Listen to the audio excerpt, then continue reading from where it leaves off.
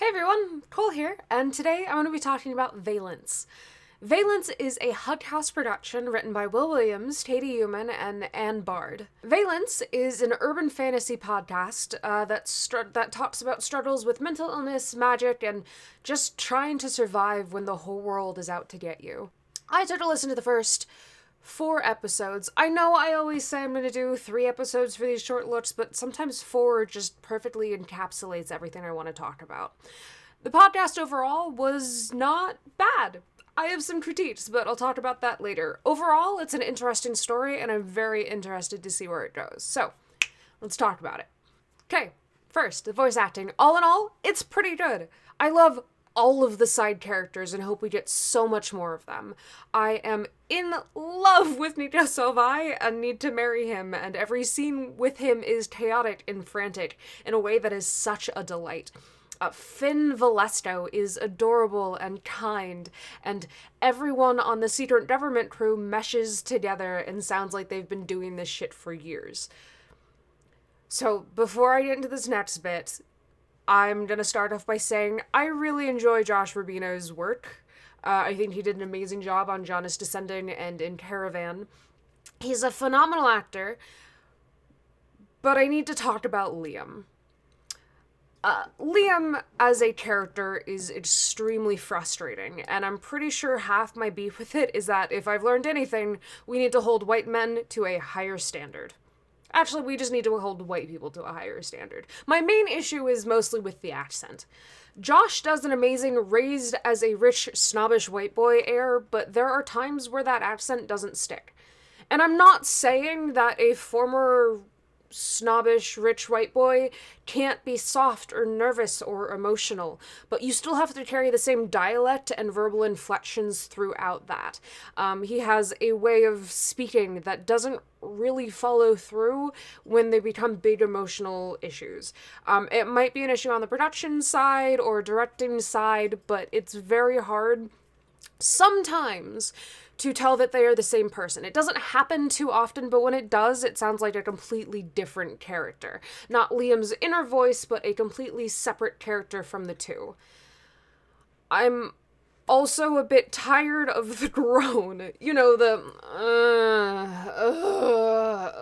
Look, I get it. Sometimes stress and anxiety can make a person nonverbal, and it's hard to work through that. And sometimes you're so goddamn tired of the world and of existing, it's hard to even form the words to tell someone all of that. But also, we need a little bit more variety in the groans. It kind of makes the main character an insufferable asshole, and not in the way that, is good for storytelling. That may just be, again, an issue with the writing and choosing of tapes, but it really makes me not want to root for them as a main character. Besides that, I really enjoyed Josh's performance. He plays nervous very well, and his inner dark persona is very familiar and hauntingly self-deprecating. I am very ready to see Liam grow as a character, and I hope it happens quickly. As a small spoiler for episodes 4, Josh, I think you did a fantastic job at portraying that dark moment, and that gave me confidence in the remainder of the season. I'm very excited to see how far you can push it as we go. Overall, sound design. Sound design is pretty good in some areas, not so great in others. It made some interesting choices, I think. And I'm not quite sure those choices were made with me in mind. And that's fine, but let me explain. I am partially deaf, and in an effort to reduce the strain on my ears, I listen to most audio through a speaker instead of plugged into my headphones. I think because of that, I lose a lot of the nuance that Julia is going for. Music is good. Music is fantastic. I wish I could hear it a little more, but the various chase scenes and secret spy missions are cheesy but fun, and any scene with Nico is delightfully messy. I think when Liam is talking to himself and his inner voice, it's very good, though that pros and cons scene lasted for a smidge too long. The sound design really falters when Liam is talking to the voice and another character. It's not done in a way that seems intuitive to me. For instance, Liko It's their new ship name, Leto.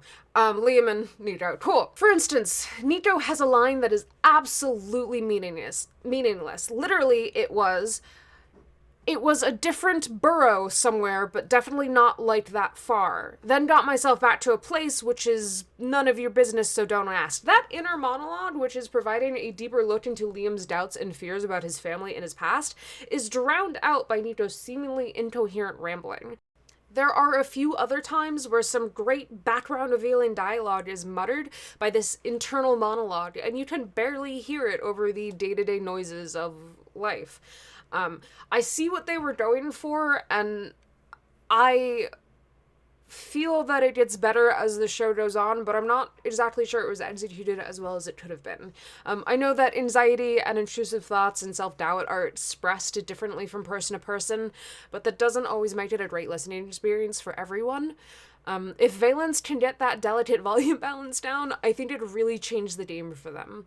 I like the way they do magic. It sounds exactly like how I thought magic would sound, and the differences between the different magics are distinct, and yet share some familiar core elements. Diversity. Yeah, it's pretty diverse. It's queer. Flit is a trans guy, Liam's pansexual, Nico is, I think, non-binary, or at least he mentioned he wasn't entirely cis.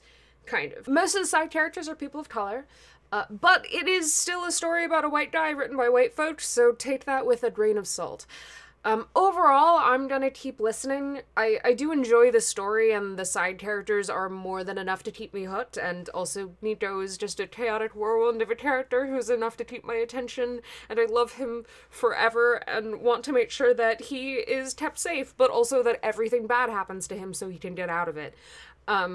As of right now, there are 5 episodes out. At the time of me recording this, there are 5 episodes out. One is set to release very soon. You can find them on Twitter at Valence Pod and on their website at valencepod.com. As per usual, links are down below. As for right now, I think that is all I have for you. As per usual, if you have any podcasts you want me to review, you can send me an email, you can leave a comment below, and I will talk to y'all later.